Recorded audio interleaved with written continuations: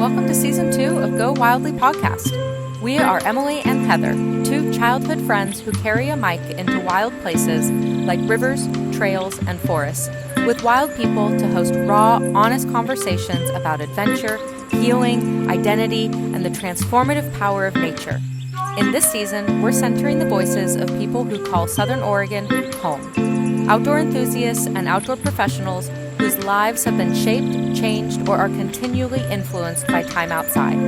Come along as together we go wildly. Hey, you wildly wonder. Thank you so very much for listening to the podcast. It means the world to us. Okay, I have a little mission. Pause the podcast right here. Make sure that you're subscribed to this guy, okay? It's gonna be a fun time over here. And if you so wish, we would love a 5-star review, or whatever your heart's inclined to do. Also, leaving us a review truly helps the algorithm, and we appreciate you doing that. Thank you so very much. Also, little tidbit, over on Instagram, we're having so much fun over there. Lots of behind-the-scene footage, some POVs, just some fun, unhinged content. If you love the pod, that's where we go wildly, for sure. So don't forget to follow us over there. Okay, back to the show.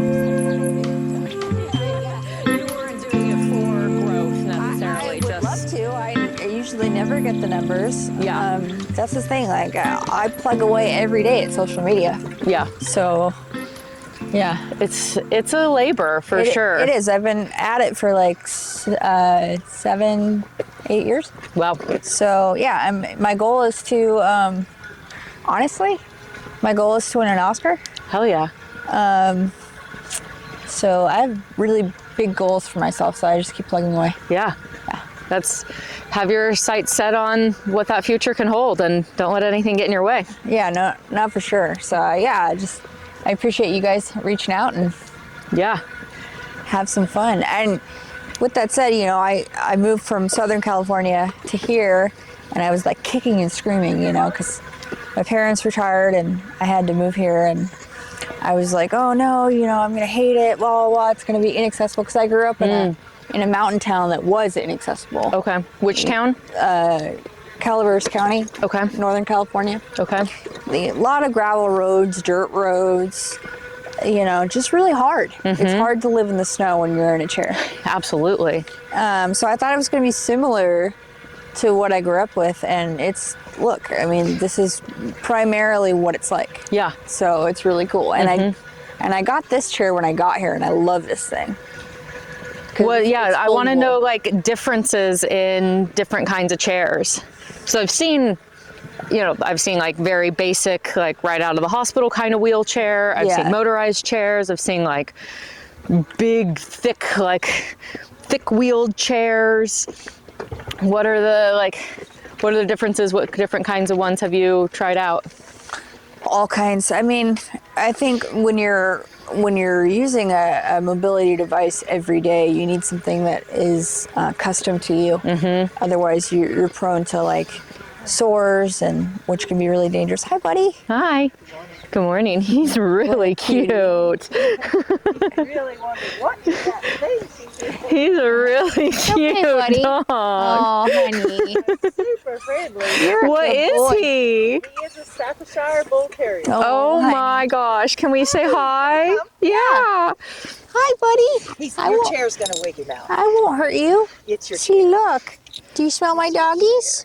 Do you smell them? Hi. You are precious. Thank you, because this is good exposure for him too. Yeah. What's his name? His name is River. Oh, River. Great Hello. name. I know. Grandma was like, "Let's name him Buddy." I was like, "Nah." Nah. Oh, Let's not. yes. Then I was going to call him Rogue, and I thought, "What if he is?" So we'll just go with River. He is precious. Hi. Rogue is a good idea, though. He actually is my 7th dog. I actually thought about 7 too. Yeah. Wow. Oh. He is so cute. He is so much. Well, we're buddy. filming a podcast about outdoor enthusiasts and outdoor professionals and how the outdoors influences their life. So River will be featured in an upcoming episode with Alice here. Check us out. I did it good in case I said something. No, you're, All perfect. He's perfect. oh, thanks, buddy. This is our happy. I moved here from Georgia 12 years ago and lived on 5 acres of land and had a lot of hiking space behind my property to hike in with my previous Stafford. And when I moved here, I was like, oh my God, what am I going to do? And then I discovered this park and I was like, what if I get lost? And I was like, somebody will find me. Yeah. So I've been walking here daily since I moved here 12 years ago. That's so good. It's like, somebody pay attention. Oh, Good exposure for him. The Good chair was welcoming good for exposure. here. The chair was a really good he, exposure. he, He's not, and my mother's No, I getting think he older, kinda and likes she's it. You starting can to kinda use the tell. cane now, and the cane is kind of intriguing him. I'm Yeah. like, yeah, are you a service The cane dog? looks like a stick, and that's Yeah. either Are a you a toy service or Don't Oh, ever look engage at with you. him with it, Mom, as if it's a toy. yeah, Off. or as a weapon or Off. disciplinary tool or something. No, he looks Yeah. like His grandma. Have you met a grandma? Most grandmas are like, really, Mom, you need to make him listen. Yeah. He is a Bye, blind baby. breed. He will take advantage 100% if you're not in control. Yep. What is that? no, that's my beaver puppet. Yeah. Yeah. He wants a chair of his own. Yeah, no, you can tell he's definitely a chair dog. Yeah. Because he wants to be a lap dog, doesn't he? He wants to sit in your As a lap all day breed, long. The breed, as in general, love people, Mm-hmm. and they're very good with children. And just in general, their breed characteristics is they really love people. The Yeah, nanny so- dogs. Yeah. Yes, they are the nanny dog. Yes, Yep. they're off. Come on. Bye, baby. Good boy, Everybody River. thinks he's a little pit bull. Not that there would be anything wrong if he's a little pit bull, but I don't have any problem with bully breeds. Obviously, I own them. But he is a Staffordshire Bull Terrier. Mm-hmm. Yeah. Hi, you are beautiful and precious, and we love you. We'll see you again sometime. We'll remember you. Thank you, lady. Thank you. I appreciate you letting him be around your chair. That's really good exposure for him. Of course, thank you. Pleasure. Yeah. Chair dog. Yeah, so we're- cute. Were you filming? Were you filming right now? Yeah. Okay. Yeah. I filmed that whole thing. Other than when she said, "Are you still filming?" I paused it real yeah. quick. So let me read my little introduction for you, Okay. so that whoever's watching and listening knows who I'm hanging out with today. Okay. So today on Go Wildly, I am honored because Heather is on childcare duty this morning. I'm honored to be joined by Alice Diehl. Is that the right pronunciation? Yes, ma'am. Excellent. She is Ms. Wheelchair Oregon 2025. She lives here in Grants Pass, Oregon, and her story really is one of resilience, creativity, and bold advocacy.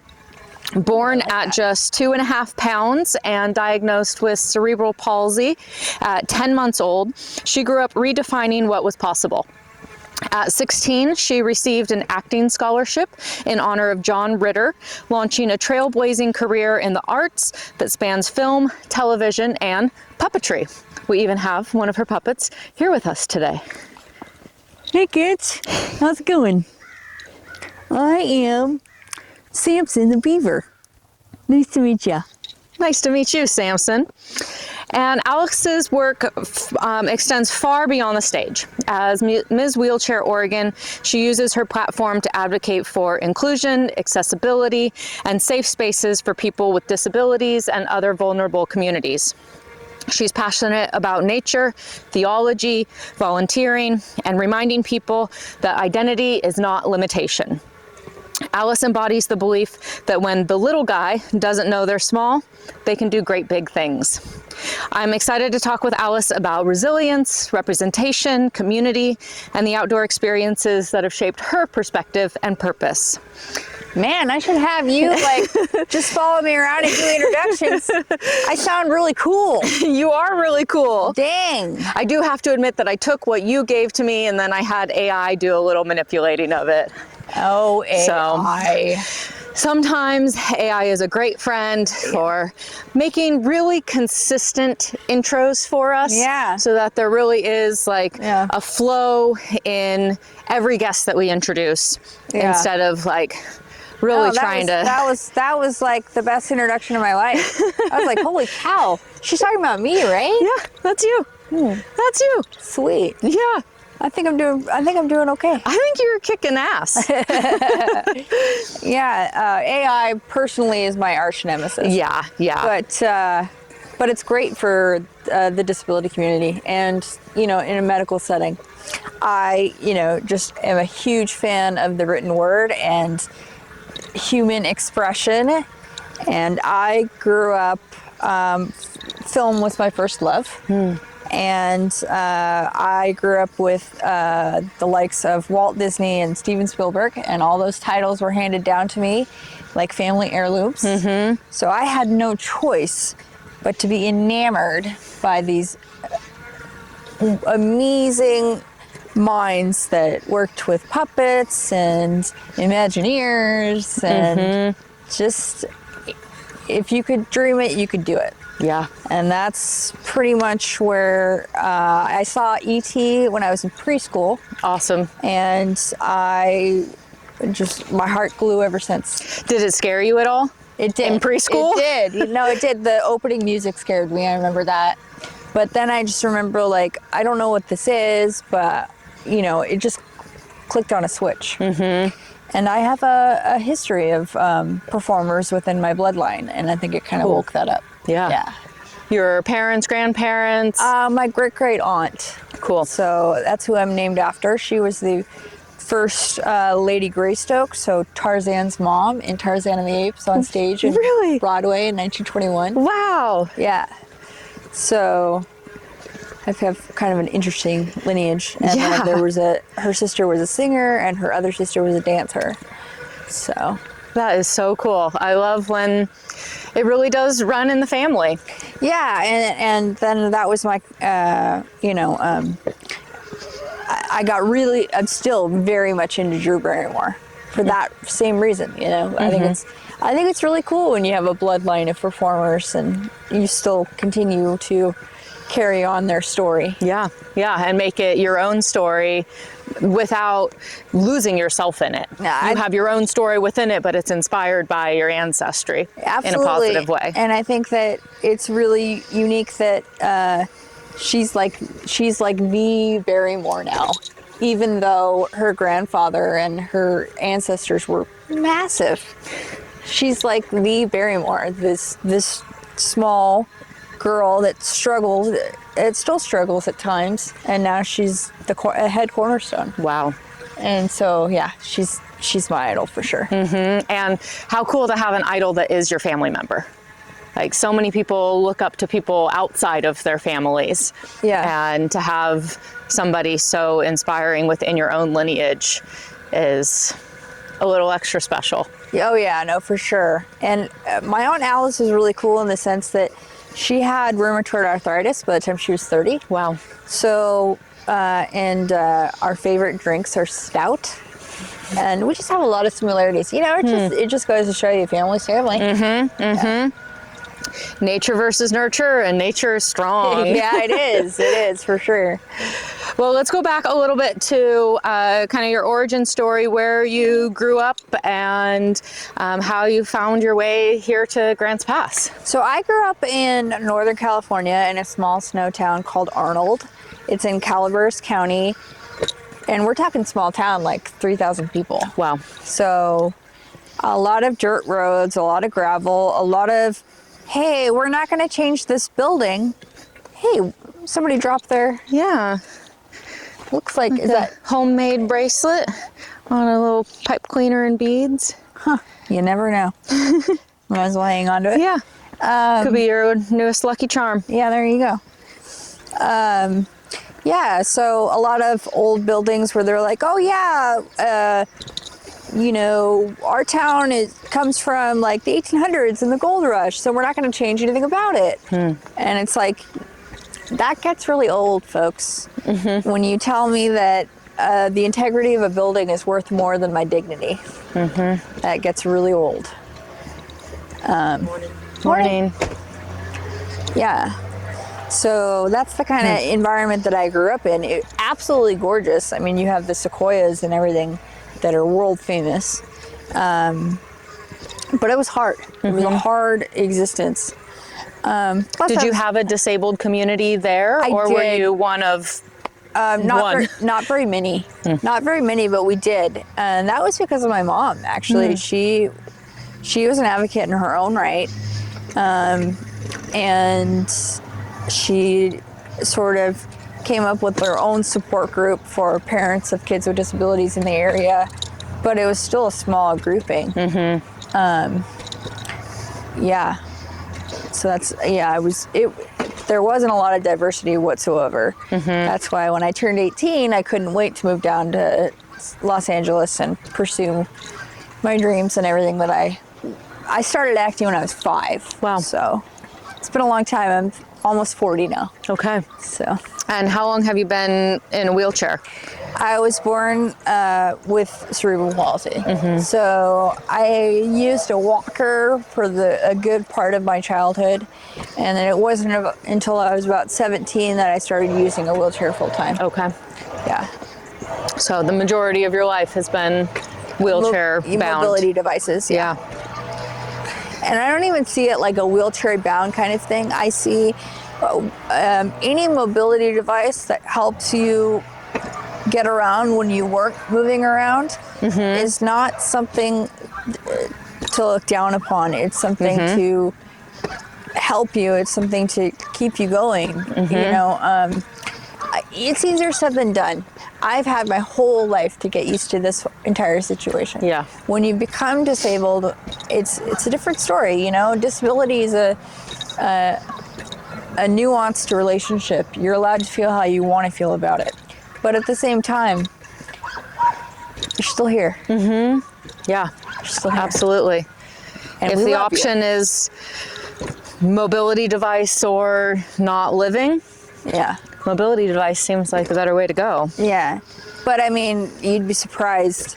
I mean, our medical professions are still very ableist and still very anti mobility devices in a lot of ways. Our insurance companies as well. I mean, I have to fight. I mean, even though I've been this way my entire life and I've been diagnosed as such, I still have to fight for my mobility devices. Yeah. You decide which direction. Oh man. Let's see. I don't know. Down here, I guess. Okay. Because it's like the gateway, kind of. Yeah. Okay. I don't know. I always see like this type of stuff as like arches. Like the national park or like... No, like it's kind of like an arch in a way. Whoops. I'm like totally not paying attention. What happened to Alice? She didn't look both ways crossing the street. She, well, there's nothing we can do about it now. She signed the liability form, so. We'd get you wherever you needed to go. Don't worry about that. We'll drop you off at the hospital. It's totally fine. Well, I guess that's at a moment in time where I would appreciate my power chair. Maybe it would take away some of the damage. So you have a different chair other than this? Yeah, so I have a manual chair named Lucky.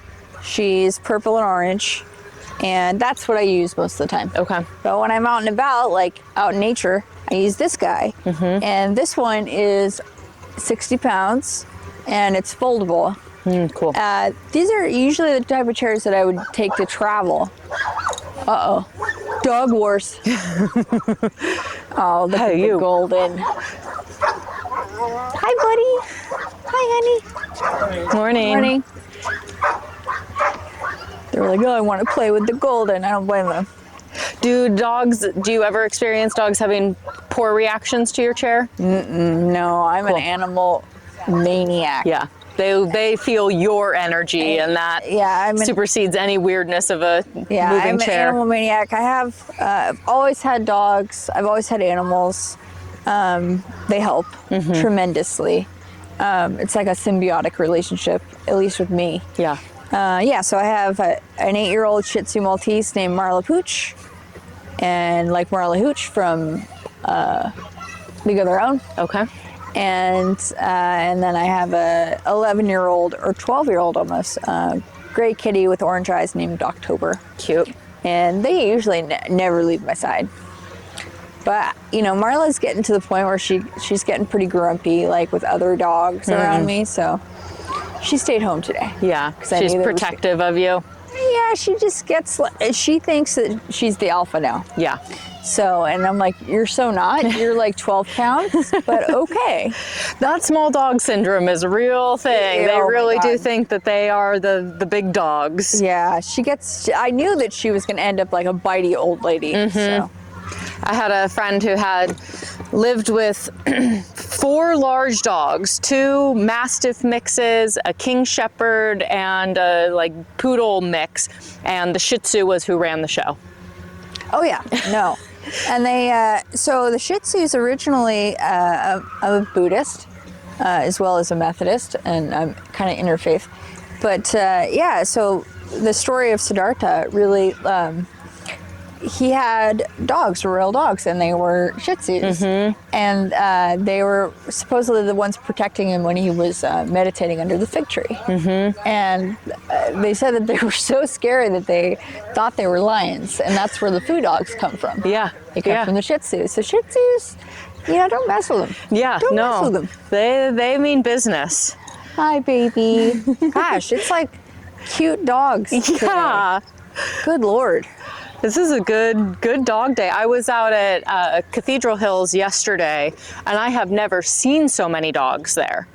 There was a pack of 4 labs that came in, and then behind them was a French bulldog, and then there were multiple like Goldens and mixed dogs, and the group I was with had 3 dogs, and it was like a dog's day in the park yesterday, and apparently today. Yeah, no. The spring weather is getting everybody out and about. Oh my God, I'm so happy. So like winter, okay, I love nature. I love the seasons, especially coming from Los Angeles for the last 18 years. Hi. I love the seasons, but winter doesn't love me and my body. It like makes me more stiff, and it just makes me more tired. Yep. So I'm not really out and about in the wintertime, to be honest. I'm like a bear, I hibernate. I think that's very healthy. I think that's something that humans need to be doing more of, is behaving more like bears, especially in this region, and actually adapting to those seasonal shifts and taking fall and winter like nature does, and going a little more dormant. Yeah, so I was dormant, but now I'm not, and I'm like, yes, the sun. Oh. Defrosting. Yeah, pretty much. When you moved to LA, did your parents go with you? Were you by yourself? Yeah, so that's something to know about me. I don't work without my family, and I'm very lucky, very, very lucky to have the support system that I have. And that's just, not every disabled person is lucky to have that kind of support system. Actually, very many. So yeah, I have a fabulous support system, and because I'm what you would say I'm an interdependent person, meaning that I don't vibe with the hyperdependency that a lot of my people in our age group are super into. I think it's normal to have a tribe and a community, especially if you're disabled. So yeah, and that for me is my parents. My parents have just understood anything that I wanted to be or accomplish. They knew that they were going to have to help me and drive me to auditions, and because I am on SSI and always have been. So that's really interesting. Just to pivot. So people with disabilities are only allowed $2,000 in the bank at all times. Really? Yeah. Why? That's just how it is. And otherwise, if you get more than that, then you not only get your benefits taken away, but you get your medical benefits taken away. And because our bodies are so inconsistent, like you don't know one day from the next, that's a really big risk. So a lot of us don't work or can't work. So we just live below poverty line most of the time. Well, it's like a big hamster wheel that you can't get off of. So, and really can't. Yeah. Like there is no. Yeah, and there's no way out of that unless you were to somehow start making billions of dollars to Yeah. be able to fund medical costs and life costs, and Right. where So because of benefits that- didn't matter. Because of that, I've always lived with family. But it's my goal to request more for our community. We deserve more. More doggos. Hi, guys. Good morning. Good morning. What a good bunch of dogs. Yeah, I've definitely noticed that like Oregon is like dog central. Yeah. Dog heaven. People love their dogs here. Yeah. Yeah, if they're considered sentient beings here in Oregon, right? Yeah. Yeah. They have their own rights and parks, and I really don't know anybody who doesn't have a dog. Yeah. Yeah. You gotta have dogs. Yeah. Do you want to be on the curbside? Do you care what? I don't care. Okay. Ooh, I wonder what kind of, is that a feather? I'm a feather collector. Yeah. Probably a goose feather. Yeah. You want it? Sure. Why not? I collect. You're getting some good ground scores. I know, man. Look at Bracelet, feather, combine them. Yeah, what's happening? What is It's a happening? lucky day. Yeah. I collect dove feathers. That's my jam. Ooh, nice. I would say, like, if I was an animal, a dove for sure. Yeah. Yeah. What do you do with the dove feathers? I just sort of have them on one of my altars and just kind of have them there. Or if I'm like having a rough day and I need some peace, like I have them nearby.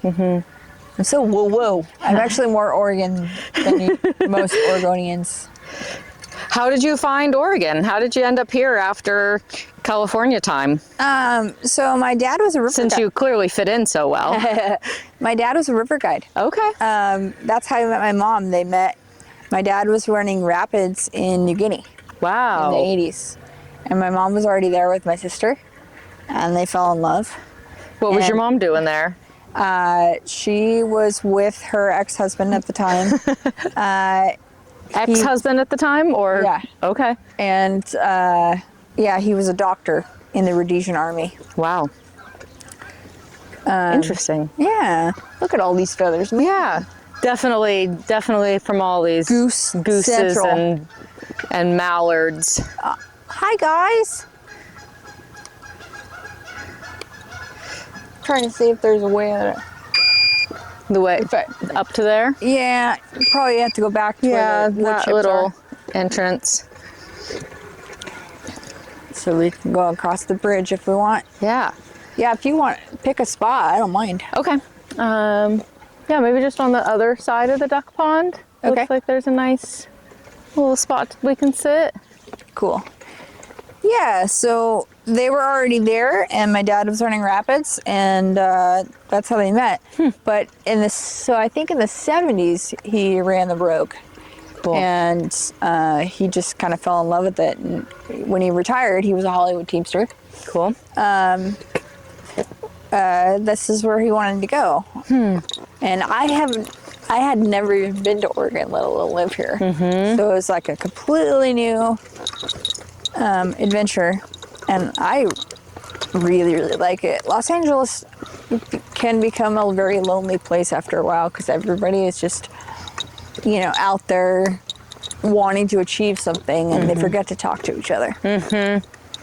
Which is that concept of like feeling alone around so many people. Yeah, it's interesting. Whereas here I get cookies at my doorstep on Christmas. Much more community oriented. Yeah, Yeah. but yeah, I really like it. It's like a nice medium. Have you always had a relation? Ooh, this is a pretty feather. Ooh, nice. Well, that's pretty. Yeah. Spotted. Yeah. I Reminds don't me know of if I've ever seen a feather quite like that. 101 Dalmatians. Have you always had a relationship or an interest in being outside? Yeah, I love being outside, especially like if the sun is my jam. So Yeah, keeps you warm. Yeah. So if it's sunny, I'll be outside all day long. Just sitting there listening to music. Let's go across that bridge and kind of over into the grass over there. Perfect. Okay. Yeah, so If it's sunny, I will be outside in my backyard for sure. All day long, usually. Yeah. And Marla will just sit with me like, okay, I guess we're just outside today. I guess we're not going inside anytime soon. Yeah. So, like, the last couple of days, that's all I've been doing. So, yeah, I'm a plant, basically. We all are. Yeah. Just water and sun and Yeah. some change of soil every now and then. Although it gets pretty hot here in the summer. Nobody really talks about that. Yeah. It's especially the last like 10 years or so, it has been definitely getting hotter. Hotter for longer, hotter in general. Yeah. I'm hoping, because the last few days, other than yesterday, have been so hot. Yeah. I'm hoping that It was a nice, it's like gonna break, Right. and that maybe August will be really cool. that would be nice. I'm putting it out into the universe. Yeah, me too. Hi, guys. How about just right here?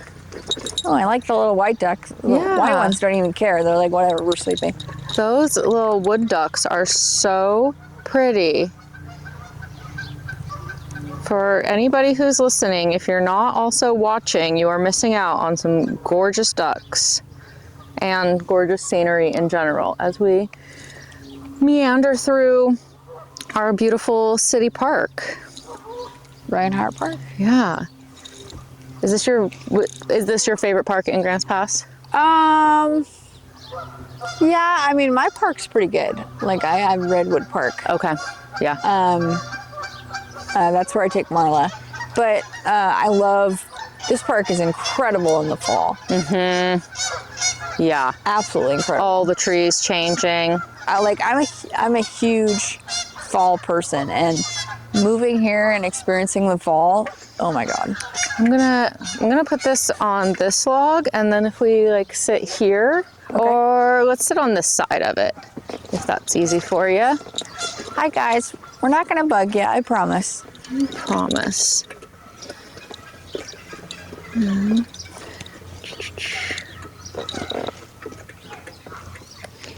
Lay you right there.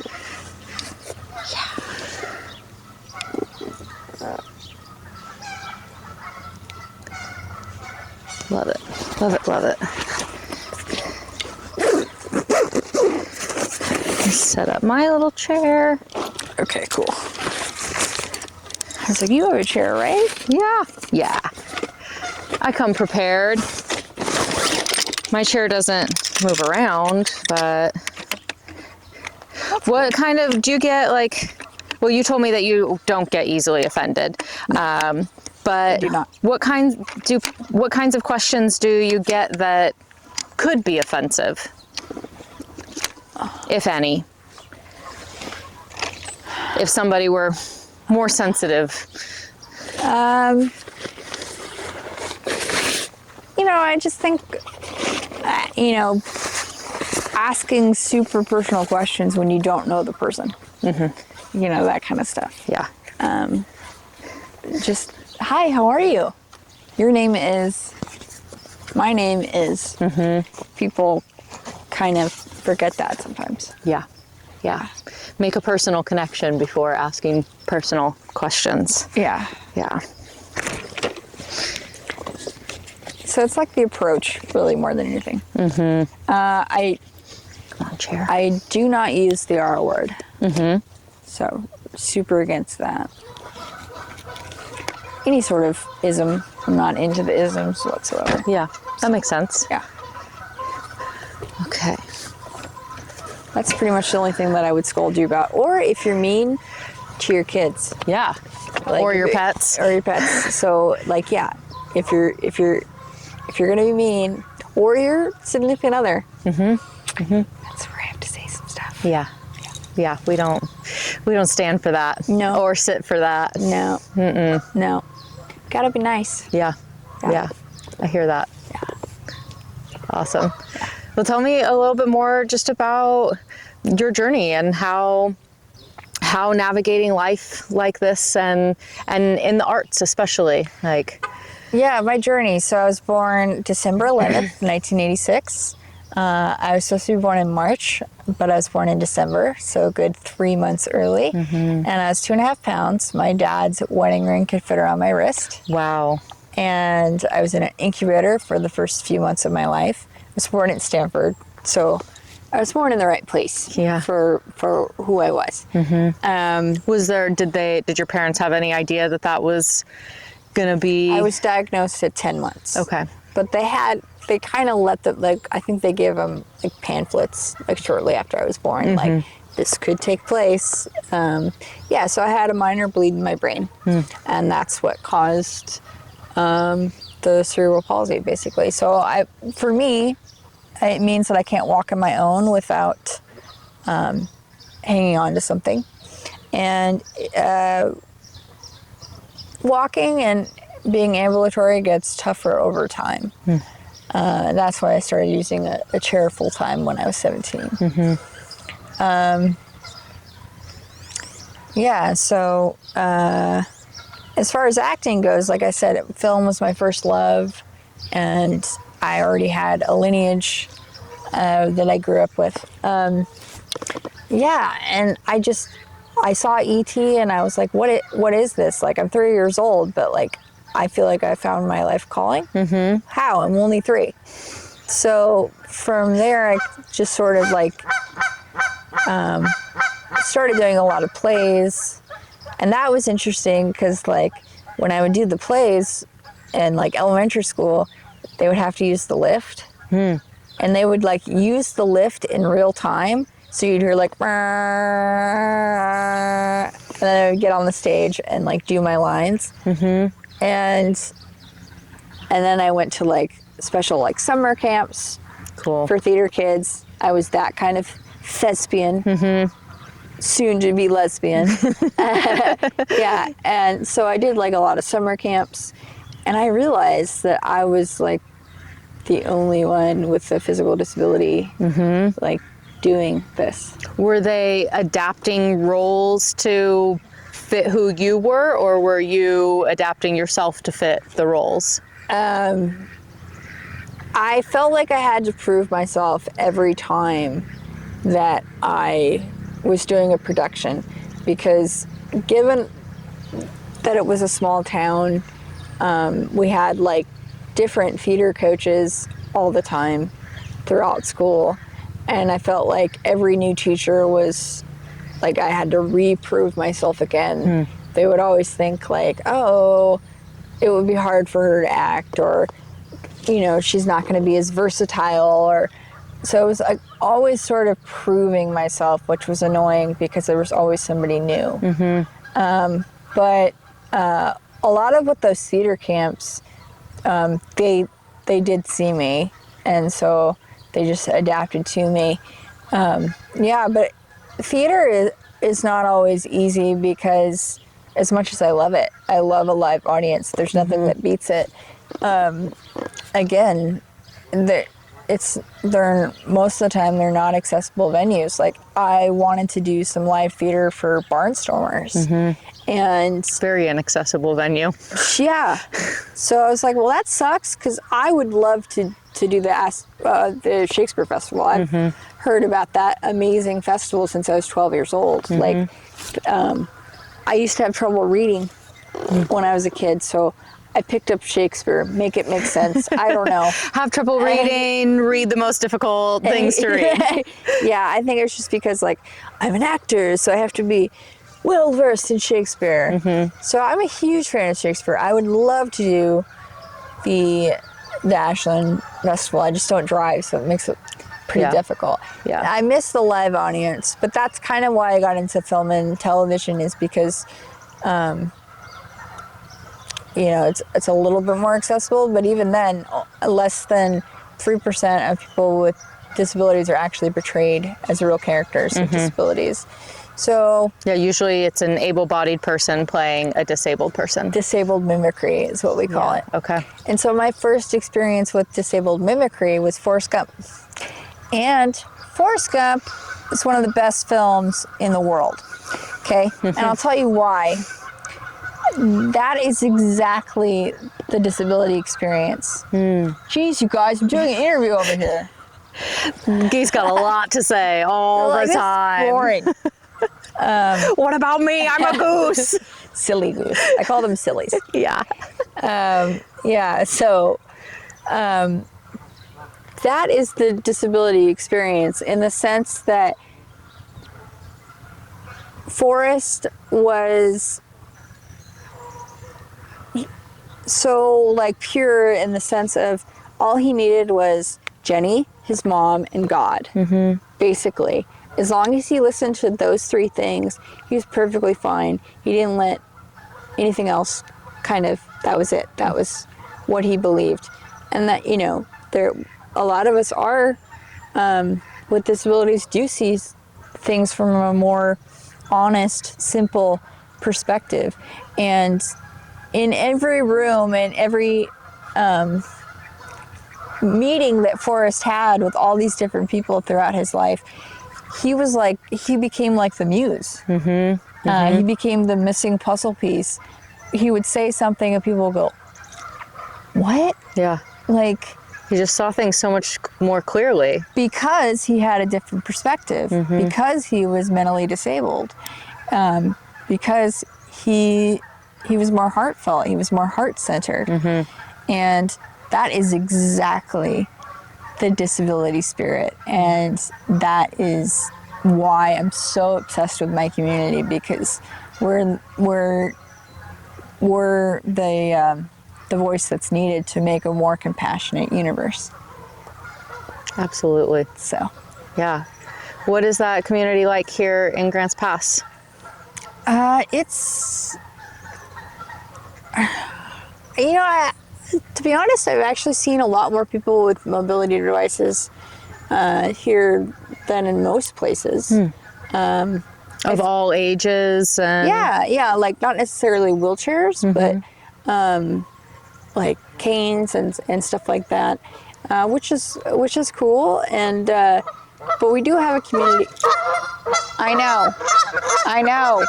we got turf war. We got goose beef going on. Goose beef. Oh no. That one doesn't like that one, and that one doesn't like that one. Listen, don't give any of your lip. Yeah, no, we have a community here for sure, and that's how I found out about Miss Wheelchair Oregon. And that was really life-changing, because I was going through a divorce at that time, which was like the worst thing in the world to me, because I am a crazy old-fashioned romantic and never imagined being with anybody else. But, times change, and I think it changed so I could be Miss Wheelchair Oregon. Wow. Yeah. Yeah. Because one of the things here that's really specific to Grants Pass is the unhoused community. It's basically considered illegal to be homeless here, and a lot of the people that are homeless are people with disabilities. Because, again, we're not allowed to have more than $2,000 in the bank. We have no marriage equality. So basically my job is to tell the world that we deserve more. We deserve to be the main character and not the side character. Yeah. Absolutely. Yeah. How do we make that happen?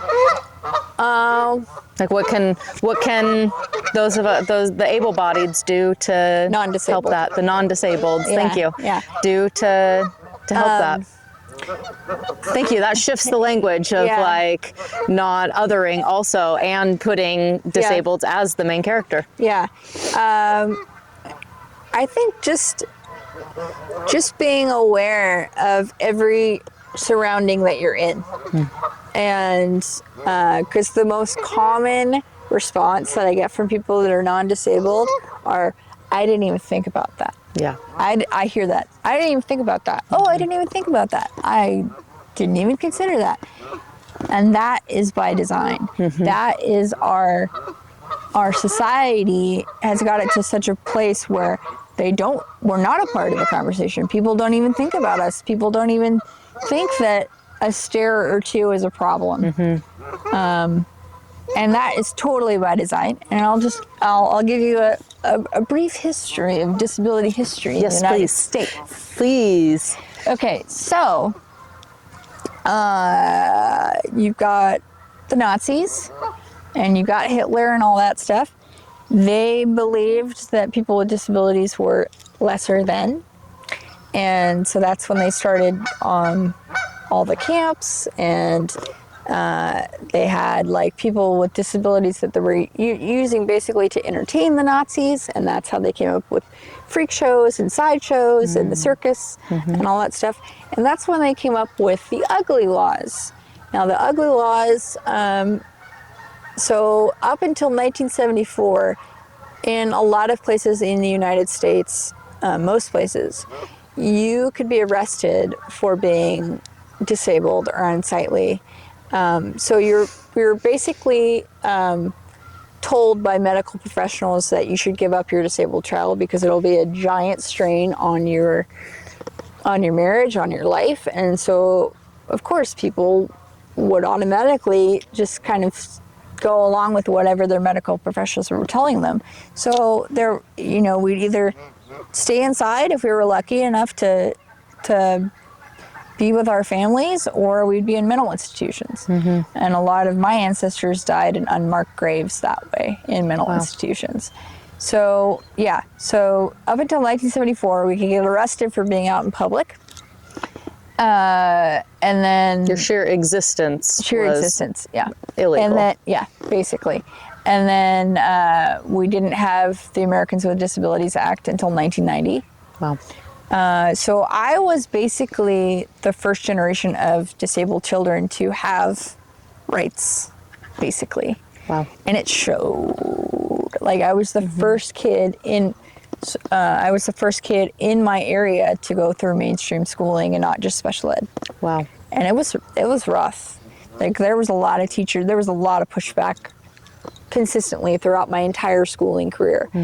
That's one of the reasons why I don't like school. I have a traumatic response to it.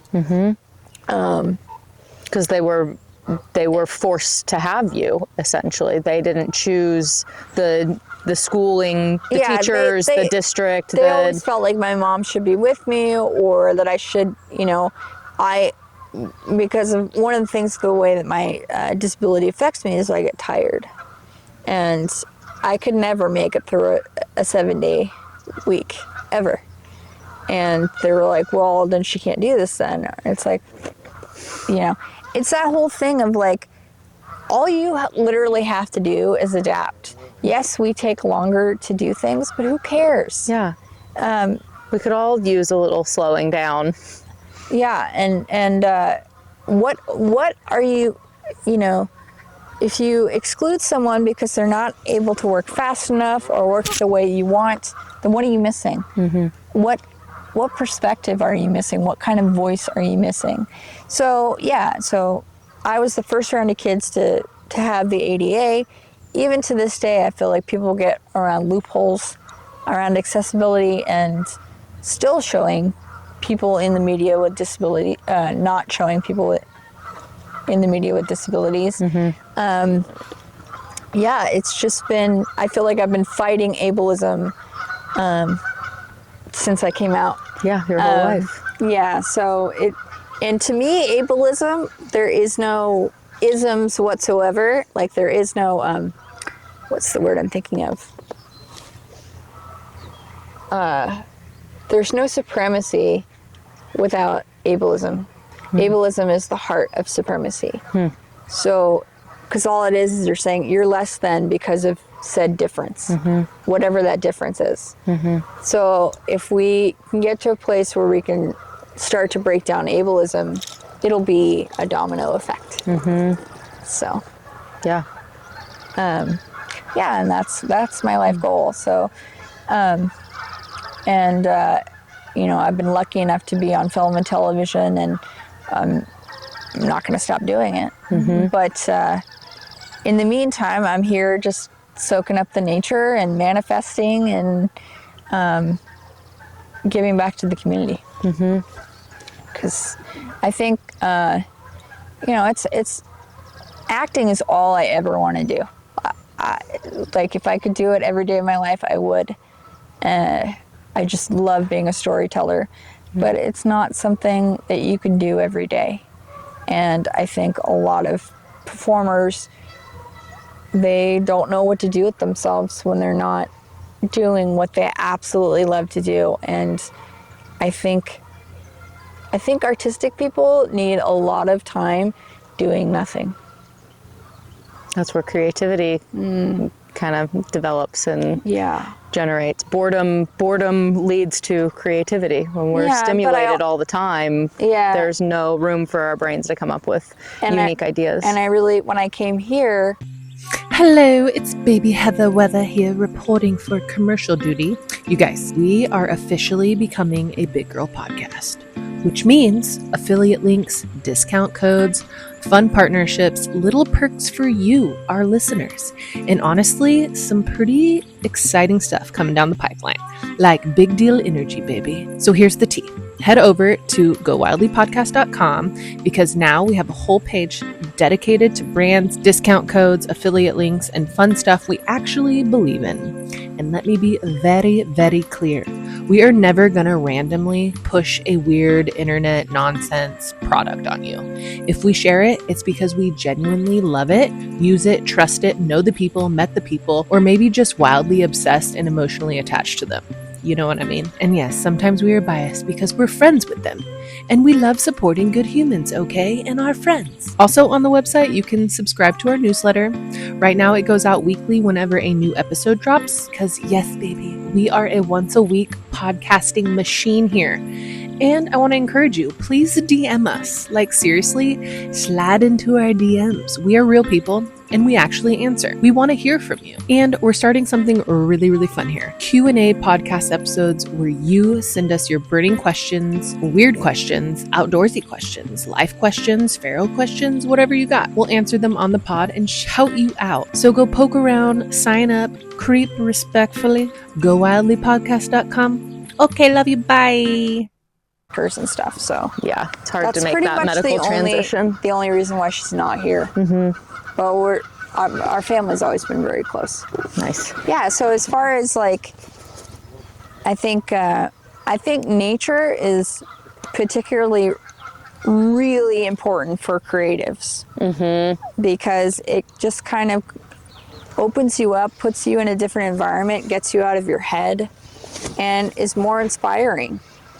Like I said, I left Los Angeles kicking and screaming because I went from a small mountain town with no diversity whatsoever to Los Angeles, which diversity everywhere, right? And I was able to come out of the closet at 19.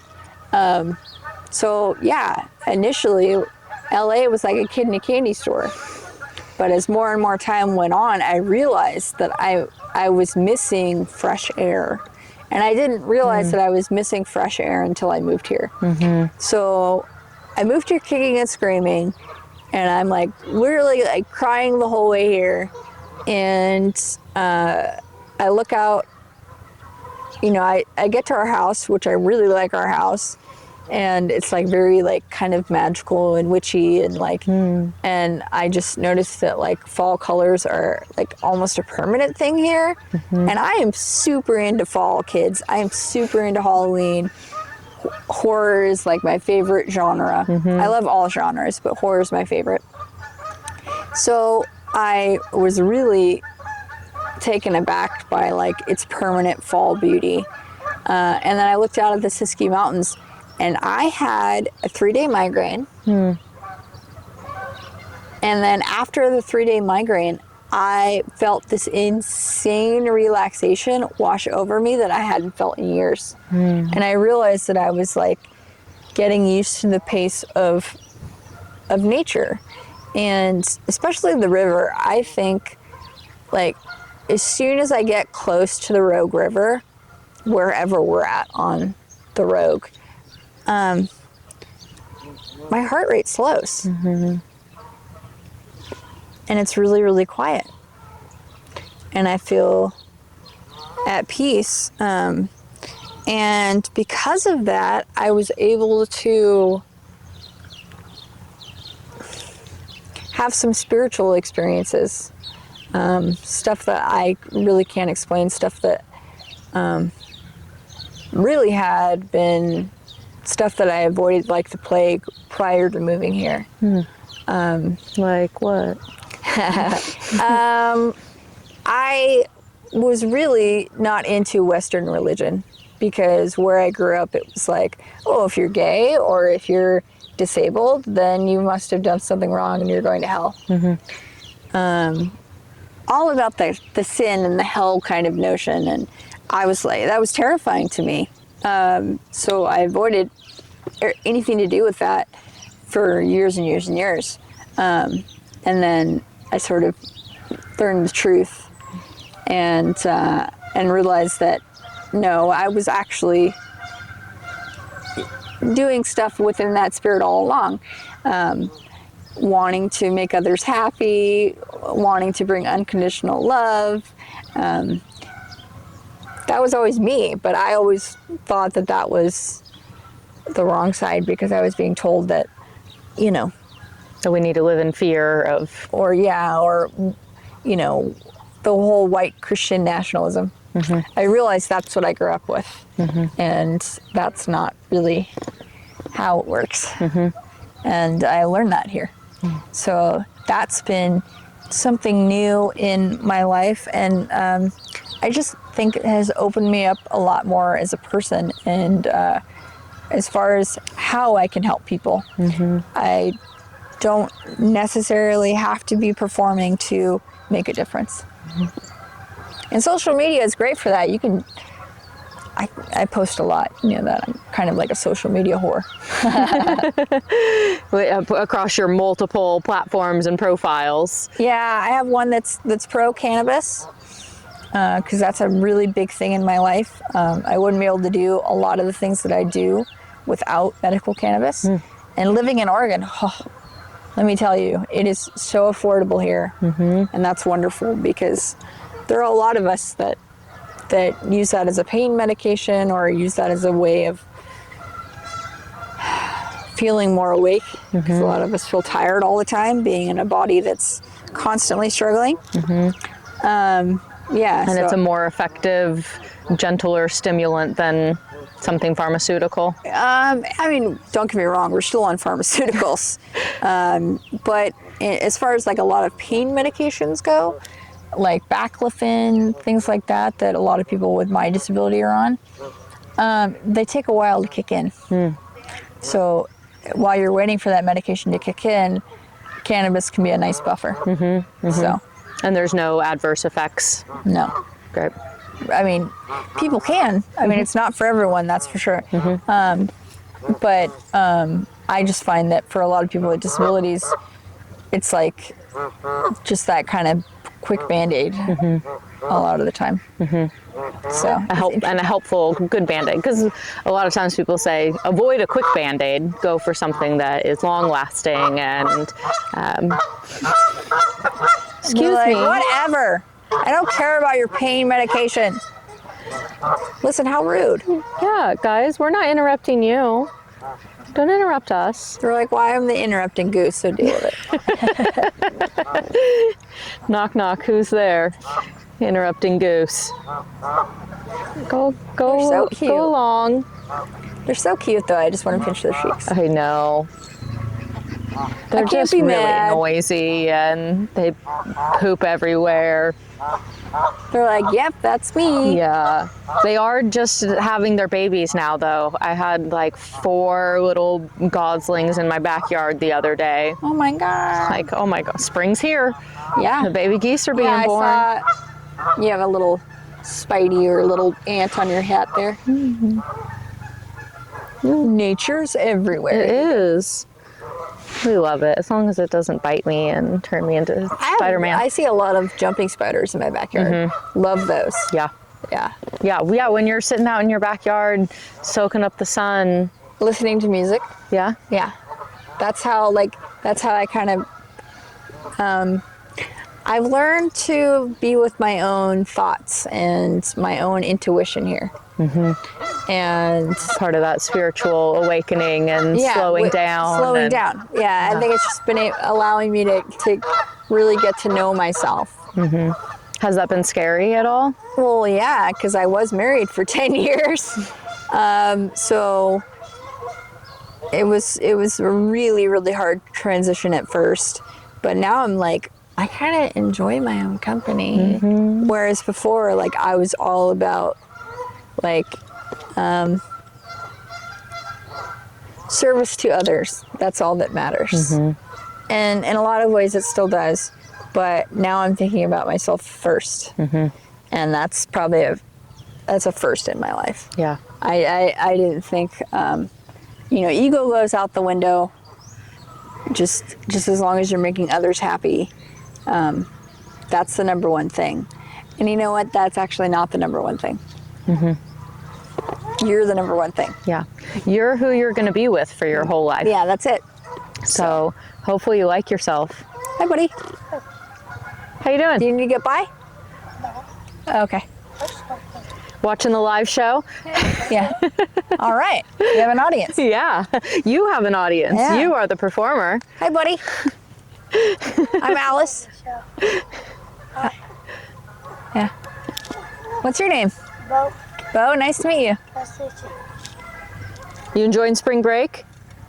Yeah, tomorrow I'm going to go to my friend's house. And then for the rest of the spring break, I'm going to go to the coast, to the Redwoods, and maybe down to San Francisco with them. Whoa. That's a great agenda. Yeah. In San Francisco, there's this Golden State Warriors basketball game going on. Ooh, yeah. Free tickets for it, so Wow. yeah. Is Steph Curry still playing? I think so. Cool. Cool. Pay attention to basketball. I'm a baseball fan. I'm a Giants soccer fan? All right. So, like, the Earthquakes? The Earthquakes? Is that who you follow? No, I don't know. Yeah, who's your team? Like my team or the team I support? Or just whoever you follow in soccer? Probably like, I don't know. Yeah. Oh, One of the negative persons. Kind of normal, but it's true. cool. Yeah, very cool. Yeah. What are y'all talking about? Just talking about life and nature and stuff like that. Yeah. Yep. That's nature. Yep, it is. Yeah. Look at all those ducks, man. We are sitting in nature. The interrupting gooses. Yeah. And a bike is a great way to explore the nature. Yeah, I've just been riding the trailer up over there. Nice. Do you live close by? No, Okay. I live by like the skate park. Oh, Okay. Me too. We might be neighbors. Did you ride all the way here from there? No, but I came here with my parents. Never met a soccer field. Nice. Right on. They're letting you just cruise around on your bike. Pretty much. That's great. Nice park to have that freedom in. I'm riding with my friends. They ran over there. So I gotta go catch up. All right. It's nice meeting you, Bo. You too. Thanks for stopping by. Yeah. It's rare we get a live audience. Well, Bo's just like, you know what? I'm just gonna pop on in. We've got the interrupting goose and the interrupting Bo. It's Yeah. perfect. Yeah, it's great. I mean, like it's nice. It's nice to see a young boy be curious and not invasive or intrusive. Just, what you doing here? Yeah, I like kids, so I'm a big fan of kids. I still think that concept was hard for me because I knew that I wouldn't, that I didn't necessarily have all the energy to be a mom. But that doesn't necessarily mean that you have to give birth to be a mother. Yep. And so I'm really tapping into that sort of feminine energy, which is interesting because I'm gender fluid. When I was younger, I didn't feel like a girl at all. I felt like a boy. So I was probably a little bit trans as a child. And then, I think being Miss Wheelchair Oregon and just kind of getting into that and what that means and what the female energy means, like to be loving and compassionate and to be there for little ones. I really started to resonate with that type of energy. That's why I have nothing but hair. Now, I had short hair for a long time. You found that growing the hair out helped to harness the feminine energy? Absolutely. And I think that I realized that it's kind of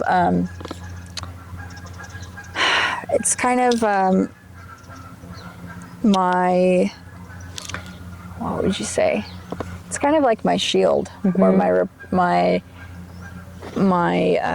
Like armor? yeah, basically armor, basically, but also like it's my tribute to a loving creator, a loving Holy Spirit or God, however you want to put that. Great Spirit, whatever.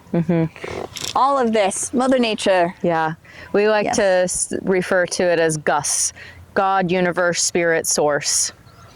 That is so wild that you say that, because one of my dog companions, his name was Gus Gus.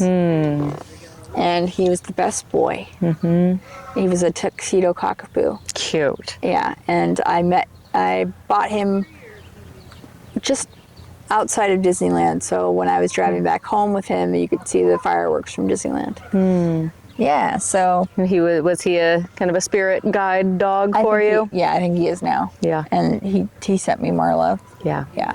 Yeah. So so basically, this is kind of, it helped me kind of get back to my senses, I think. And reminding myself that, hey, I'm more than enough on my own. Yeah. Yeah. Even being totally more than enough on your own and still wanting community and connection and a tribe around you. That's what really kind of allowed me to move forward, was community and connection. And Move forward in all areas of life? Yeah. Or specifically post-divorce? Post-divorce. Yeah. And there's plenty of that here. Plenty of it. So that's been fantastic. Yeah. I'm really curious if you have any plans for kind of combining all of these parts of yourself here locally in theater and youth loving and disabled culture, and like I can see some kind of youth camp where like disabled youth theater camp. That would be awesome. Yeah, like I said, my goal is to win an Oscar. So I would love to be a Disney legend. So here, I'll hand you my feathers. Okay. Yeah, so I have about a good 12 voices in my arsenal. Cool. I have a bunch of different puppets that I use. So this is Samson. Say hi. Hi, everybody. I'm Samson, the Oregon Beaver. What are the cameras for? Well, this is a podcast. Oh, okay. Well, I guess I'm ready for my close-up, Mr. DeMille. Who are you? My name's Emily. It's very nice to meet you, Samson. Hi, Emily. She seems nicer than you. Oh, well, that's very rude. She's got her hand up inside of you, but still, she's a very nice, kind person. Wow, that seems rather invasive. Yeah, well, yeah, I won't deny that. Well, nice to meet you. You too. Thanks for being here. Thanks for having me. I know I'm the star of the show, but, you know, she likes to talk. Yes, I do like to talk. So that's, one of my voices, one of my characters. And, so that's kind of my voiceover is fantastic, because you can get to a point where you can build your own sound booth in your home and, record from there. So I would love to be a Disney legend. I would love to be a movie star. So I'm always going to be plugging away until that happens, and I plan to give a lot back to the Oregon community in the process. What have you been in that we could see you in or hear you in? 911. So I was in the first season of 911 before they brought in Jennifer Love Hewitt. She stole my job, which is fine, because I grew up like having a massive crush on her. So I was like, the fact that they went from me to Jennifer Love Hewitt, I was like, okay. What are you saying? Are we similar? Yeah. I played a dispatcher named EMD, Stephanie Gaskins, and I saved like the main hunk from choking to death on a croissant. So I had to perform an emergency tracheotomy. Oh my God. So yeah, that was in the first season, the 6th episode called Heartbreaker. And that was my first speaking role. Prior to that, I would do a lot of background work. So, and a lot of people say don't get pigeonholed into background work, but a job is a job. And, like I said, school was not something that I really took to. So, doing a lot of these background jobs, it was like getting paid to go to film school. And so I really did a lot of those gigs in between auditioning for speaking roles. And I finally, got on 911. I did a national commercial for United Healthcare after that, which, I mean, that's where the real money is. Commercials. Is commercials. Yeah. Yeah. And so that was a really fun experience. And then in 2022, the only time I was ever cast for something without auditioning was having a speaking role in Strange World, Disney's Strange World. So that was like literally my dream came true. And what was crazy was I got a call, and it was my agent. I was half asleep because I like to sleep in. I sleep in. And she was like, da-da-da-da-da. Hey Alice, I sent your reel in to Disney casting, and you have like this speaking role for a Disney feature. And I'm like, oh, okay, that sounds great. Okay, I'll talk to you later. Bye. Right back to sleep. And then I was like, wait. I woke up and I was like, wait, did my agent just say that I was going to be in a Disney feature? That's kind of like a dream come true. Yeah. And so I did. I got to go to, Disney Animation Studios, and it was just like, it was like a glimpse into what's possible. And at that point, I hadn't even been entertaining voiceover or any sort of voices. And I had never even been on a real sound booth before. So I was really, really kind of almost timid, I think, because, nobody tells you what to do. They kind of just, it's sink or swim in these kind of environments. So I was a little bit timid in that experience, even though it was amazing. So after that, I kind of took the initiative and got a vocal coach and started to learn, what kind of voices can I do. And then I moved here, and then I was like, well, I'm newly divorced and trying to figure out my way here. And I was at just a random store in downtown, and it was like one of those places where they sell lots of different things, like on commission. And I noticed they had puppets, and I was like, holy shit, that's awesome. Sorry, that's awesome. Like, I've always loved puppetry. I was raised by Pee Wee Herman's Playhouse. Okay. So, and like anything Jim Henson, like obviously E.T., that's where it stems from. E.T. is a puppet. Yeah. So I was really into always that type of vibe. And I always used to tell myself, oh, I'm too disabled to do that. Because of, and this, just the weird, stupid lies that we tell ourselves because we've never seen ourselves represented. Yeah. So, so I got this pumpkin, this jack-o'-lantern puppet, because I love Halloween and fall. And it just kind of went from there. And now it's a way for me to not only do my characters, but it's a way for me to keep up with my improv skills, because a lot of the time that's what they do, these voiceover talents. They improv a lot. That's why Robin Williams was the perfect fit, because he improved everything. Yeah. So it's a way to keep me loose and with my characters, and kids love it. Adults love it. I mean, sure enough, I'll start talking with a puppet and adults will turn into kids. And I think that is really important, to just stay childlike. Yeah. Absolutely. Yeah, when we get too far from that, we lose the whimsy. We lose the lightheartedness. When we get too far from like the whimsy and nature and being childlike, that's where you run into real problems. You get depressed. Yeah. Yeah. So I think that's what we're needing more and more of, because it's like, I don't agree with where our society has, I feel like we're in a real, I mean, I don't feel like we were perfect to begin with. Never. We weren't. Yeah. But I just feel like truth, honesty, compassion, love, caring for others,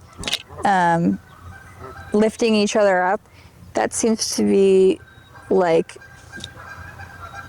less and less. And I just want to promote that in every way I can, even if it's just through my entire being. Because that's what we need more and more of. Yes. Yeah. Yes. And I don't, because of that, I probably don't have the biggest following. Because, people people have a certain kind of content that really gets you seen. But I don't really care. I don't really care how many people are watching my stories or how many people are, I mean, I do care. But that's not why I do it. I do it to just make sure that I'm heard, and at least by yourself. Yeah. That you're being authentic to who you are and what you've been through and where you want to go, and those that resonate with will find you. Yeah, I'm definitely not the kind of person that's into like what is like the hot new thing online or reality shows. I'm more of like Reality Bites. Do you remember that film? No. With Winona Ryder and really? Yeah, I will put it on my list. Yeah, though. Winona Ryder, Janine Garofalo, Ethan Hawke. Okay. Yeah, so it's kind of like just 20-somethings trying to figure out their artistic way. But yeah, I'm more people-centered as opposed to like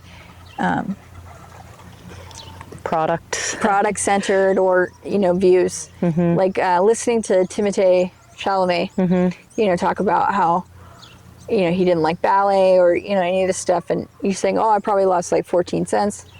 That just shows you that he's only caring about his engagement. And I don't really care about that, just as long as I'm being authentically myself. Yeah, I totally respect and applaud that. Yeah.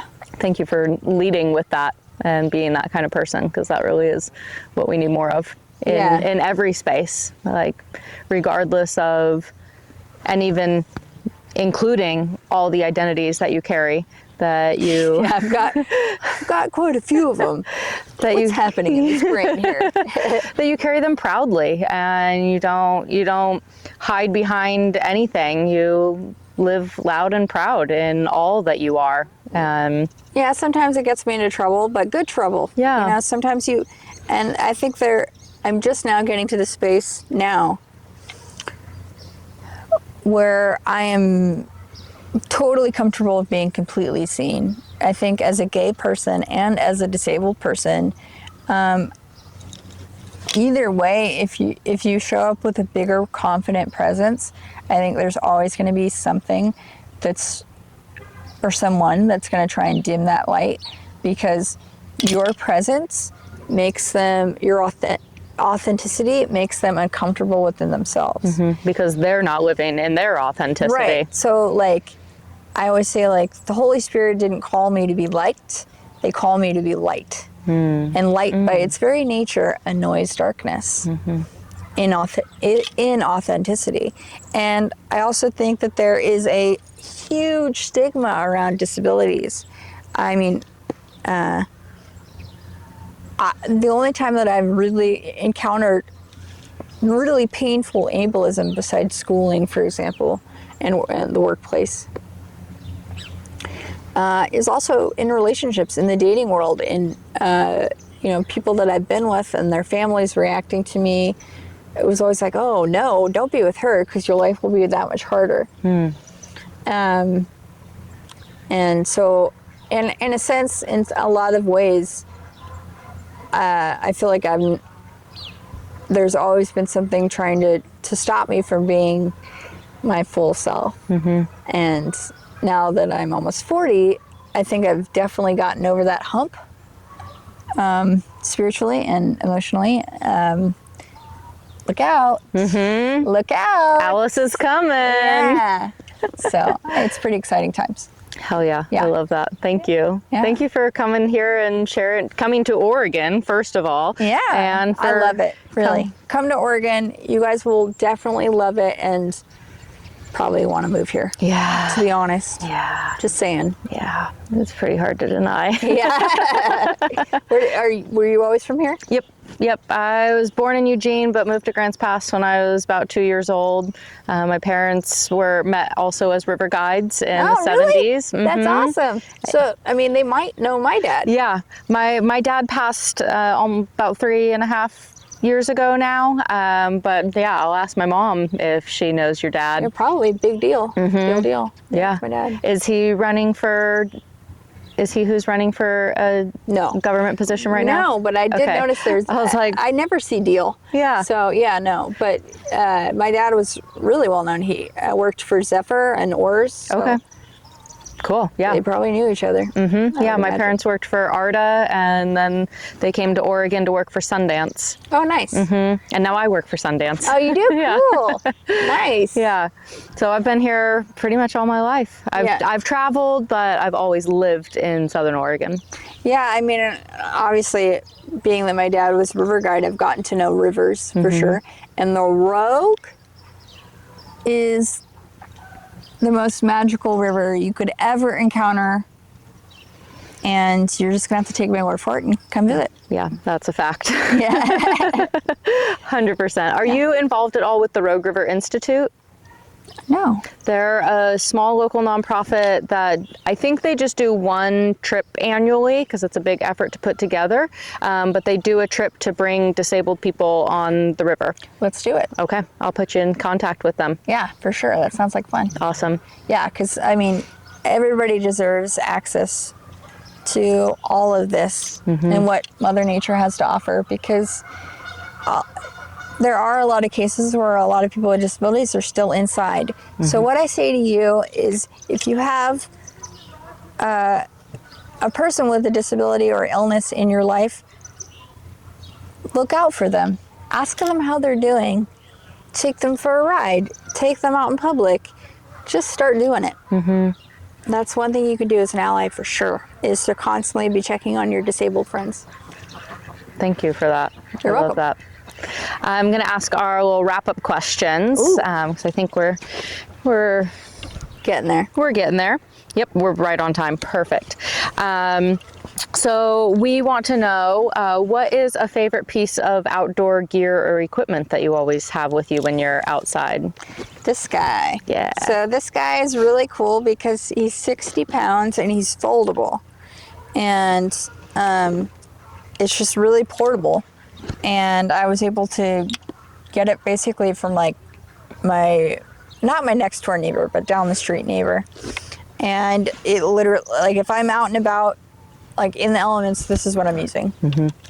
So it just allows me to be totally free. It allows me to take my dog on walks, which, you know, it's just Special. They're special time. Like, power chairs are good because I feel like it just gives us that much more freedom where we don't have to be pushed around. So Totally. just go off In and many do it. ways. Yeah. But Yeah. And a piece of advice for your younger self. you were always meant to be seen, honey. Always. You're always the main character. It was always you. Beautiful. Yeah. And you touched on it a little bit, but a piece of advice for somebody wanting to live like you and get into the things that you do. I'm proud of you. Congratulations. Keep being a loving person no matter what society is telling you, no matter what the media is telling you. Just keep being a good person, because at the end of the day, how you have treated others, and in every encounter is a chance to remind people, oh, kindness still does exist, love does exist, and heaven is right now. And God is in each one of us. And when I say that, I don't mean like, holier than thou. I just mean that a loving presence is always possible. Amazing. Thank you. And when your body expires and your soul leaves this plane of existence, how do you want to be remembered?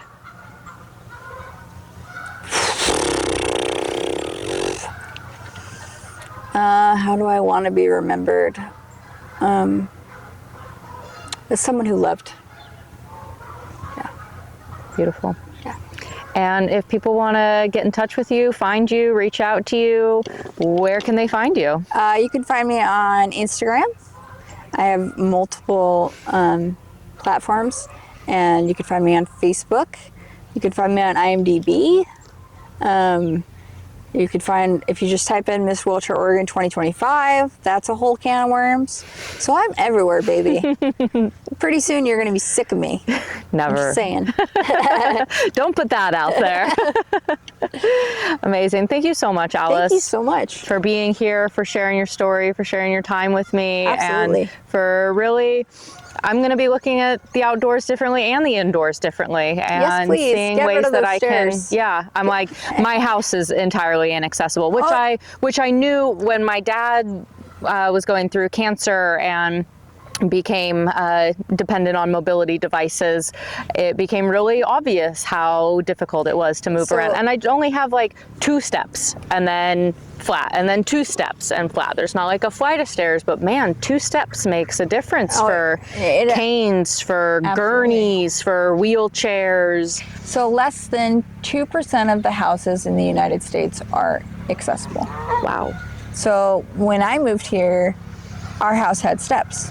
So we had to get ramps and stuff, and luckily we were in a position to do so. But my friend, who is basically the leader for Miss Wheelchair Oregon, she's lived her whole life. She uses a power chair. She has a significant disability. When she went to our house, she's like, she got emotional. I was like, are you okay? Like, what's going on? And she's like, I've lived in Grants Pass my whole life, and I've never gone to a house that was fully accessible. Wow. And she's like in her 50s.